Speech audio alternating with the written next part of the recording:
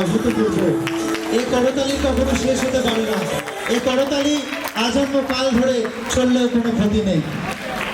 আমরা দেখেছি যখন ঝড় ওঠে না, কোনো ফুলের বনে যদি কেউ কখনো যান, দেখতে পাবেন ফুলের গাছগুলো কিভাবে হাওয়াতে দোলে। এখানেও ঠিক তাই হলো। এক ফুলের বাগান, সেখানে রয়েছে 1 ডজন ফুল। সেই ফুল হাওয়াতে মনে হচ্ছে শুধু দোল খাচ্ছে। এ ফুল কেউ কখনো বাগান থেকে ছিঁড়বে না। এ ফুল সদা সর্বদা আকাশের দিকে তাকিয়ে আজন্ম কাল ধরে আমার আপনার মধ্যে থেকে যাবে। অসংখ্য ধন্যবাদ ওদের প্রত্যেককে। এবার আরো 1 ডজন ফুল অন্য এক বাগান থেকে কুড়িয়ে আনার পালা। ফুলেরা ইতিমধ্যেই মঞ্চে প্রস্ফুটিত হয়ে গেছে, শুধু অপেক্ষা ভোর হবার।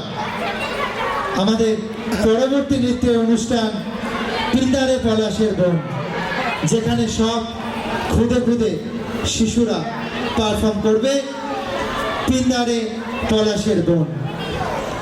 পিন্দারের পলাশ